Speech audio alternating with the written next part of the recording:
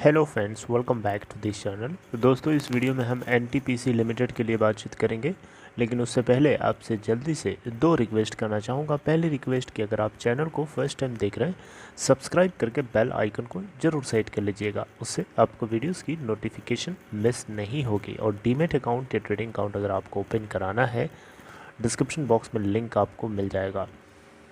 दोस्तों, अगर हम एनटीपीसी लिमिटेड की बात करें तो ये आजकल 137.15 के आसपास बंद हुआ लास्ट ट्रेडिंग सेशन में। अगर आप देखें तो ये आजकल 137 के आसपास ही ट्रेड हो रहा है। यही इसका पाइवोटेड पॉइंट है।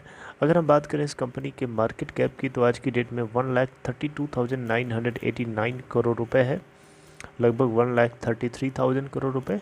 अगर इस कंपनी का 52 वीक लो एंड हाई की बात करें तो 83.05 का लो और 152.10 का हाई है, लेकिन जो टारगेट दिया जा रहा है वो 52 वीक हाई से बहुत ऊपर है। लास्ट ट्रेडिंग सेशन में 39,91,733 टोटल वॉल्यूम जनरेट हुआ, 137.15 के ऊपर ही बंद भी हो गया।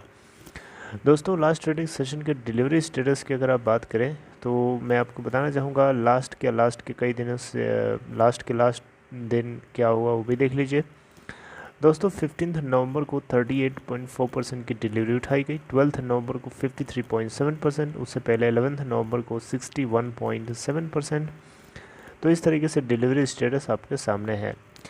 दूसरी बात यह है दोस्तों कि कंपनी के फाइनेंशियल्स आपको पता होने चाहिए। आपको पता है ना, क्वार्टर टू के रिजल्ट्स आ चुके हैं इस कंपनी के। तो आप देखिए यहाँ पे टोटल रिवेन्यू में टॉप लाइन अगर आप देखें तो कंपनी का 33,095.7 करोड़ निकल के आता है। मैं आपको नीचे बार ग्राफ के जरिए बताना चाहूँगा। और राइट, आप देख सकते हो दोस्तों, यहाँ पे सबसे लास्ट के अगर आप देखें, यहाँ पे 12 क्वार्टर्स में देखें तो सबसे कम इनको प्रॉफिट हुआ था, देख सकते हैं यहाँ पे मार्च 2020 में। उसके बाद से अगर आप देखें तो इसके प्रॉफिट का ग्राफ जो है धीरे धीरे ऊपर की तरफ बढ़ता हुआ दिख रहा है आपको। सबसे ज़्यादा इनको प्रॉफिट मार्च 2021 के क्वार्टर में हुआ है, जो कि 4,541.79 करोड़ रुपए का हुआ था। इससे पहले मार्च 2019 में हुआ था, जो कि 4,843.13 करोड़ रुपए हुआ था। और आप देख सकते हैं सितंबर 2021 के अंदर 3,599.26 करोड़ का प्रॉफिट हुआ। काफ़ी शानदार प्रॉफिट, काफ़ी अच्छी ग्रोथ है। रिवेन्यू की बात करें तो रिवेन्यू में भी आप देख सकते हैं कंसिस्टेंटली इसका ग्राफ जो है ग्रो करते हुए ऊपर की तरफ जा रहा है। आप देख सकते हैं, इसको ज़्यादा बेटर एनालाइज करेंगे इस तरीके से बार ग्राफ से। आप देख सकते हैं सबसे ज़्यादा प्रॉफिट इसको 30,000, सबसे ज़्यादा ग्रोथ इसके रेवेन्यू के अंदर 32,403.58 करोड़ रुपए की देखने को मिली सितंबर 2021 के क्वार्टर में, जो कि पिछले 12 क्वार्टर्स में से सबसे ज़्यादा है। चलिए अगली खबर की बात करते हैं। तो दोस्तों, एक अपडेट तो ये है, यहाँ पे आप देख सकते हैं एनटीपीसी लिमिटेड जो है, यहाँ पे जो ये एनटीपीसी मोडा जो भी पढ़ेंगे इसे, एक लीडिंग पावर प्रोड्यूसिंग होने के नाते यहाँ पे जो भी इससे फ्लाई ऐशेस निकलते हैं उन सभी को ये काफ़ी ध्यान रखता है उस चीज़ का, एनवायरनमेंट के प्रोटेक्शन के लिए, राइट। तो यहाँ पे एनटीपीसी ने जो है एनवायरमेंटल मैनेजमेंट पॉलिसीज़ को जो है यहाँ पे इम्प्लीमेंट करने की कोशिश करी है, ताकि ये रिड्यूस, रीयूज़ और रिसाइकिल 3 R's के प्रिंसिपल पे पूरी तरीके से काम कर सके। एनटीपीसी माउडा के ऐश यूटिलाइजेशन की बात करें तो 128.6% रजिस्टर करी गई फाइनेंशियल ईयर 2021 के पूरे चारों क्वार्टर्स में, और ये फर्दर इंक्रीज़ होना है, इस फिगर को इंक्रीज़ कराया जाना है। और बहुत सारे स्टेप्स लिए जा रहे हैं ताकि ये जो है करंट इंडस्ट्रीज़, सीमेंट इंडस्ट्रीज़ के अंदर जो इसकी डिमांड है उसके लिए भी ई ऑक्शनिंग करा सकें। आपको पता है ना, जो फ्लाई ऐशेस होते हैं इनका इस्तेमाल हम लोग ब्रिक्स बनाने के लिए भी यूज़ कर सकते हैं। सीमेंट इंडस्ट्रीज़ में भी हम इसको यूज़ कर सकते हैं। टाइल्स भी बनाने के लिए इसका यूटिलाइज़ करते हैं।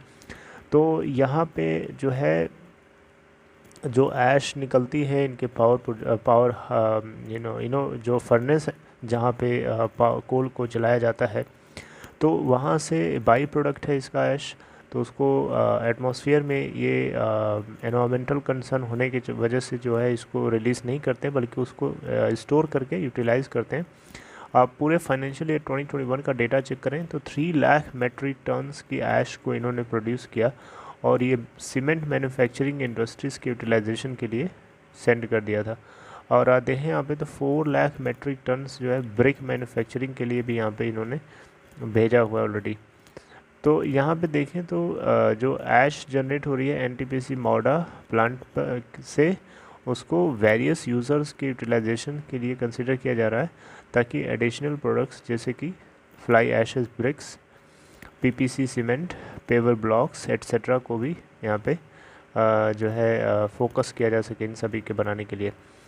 तो NTPC is treating waste water in the sewage treatment plant generated from the project and township after which it is again used for horticulture, right. तो एनटीपीसी जो है एम कर रहा है कि ग्रीन एंड क्लीन एनर्जी को generate किया जा सके, राइट। और ये बहुत ज़्यादा एनवायरमेंटल प्रोटेक्शन के लिए विजिलेंट तरीके से काम कर रहा है।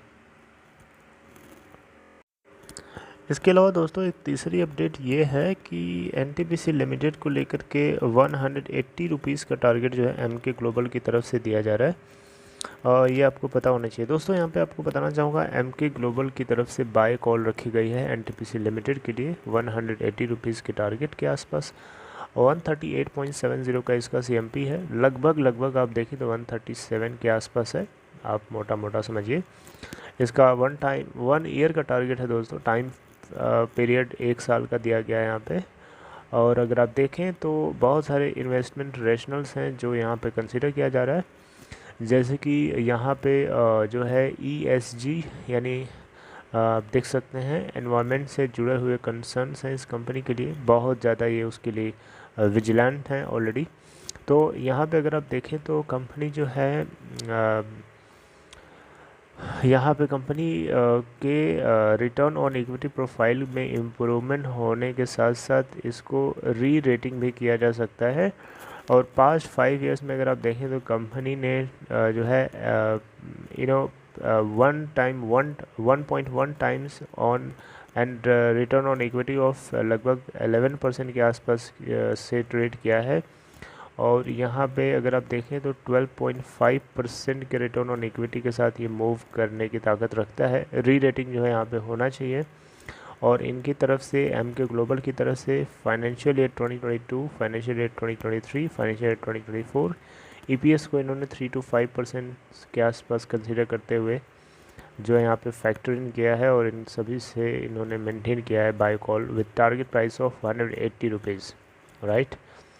तो 1 साल का टाइम फ्रेम दिया जा रहा है दोस्तों, बाकी क्या होगा आगे तो समय बताएगा। वैसे चांसेस हो भी सकते हैं क्योंकि आपको पता है इकोनॉमिक सिचुएशन पहले के मुकाबले में बेटर हो रही है day by day, right. Pre Covid level के आसपास हम लोग पहुंच रहे धीरे धीरे, तो डेफिनेटली ग्रोथ तो होना तय ही है। चलिए खैर अपना ख्याल रखिए दोस्तों, this is all this take care.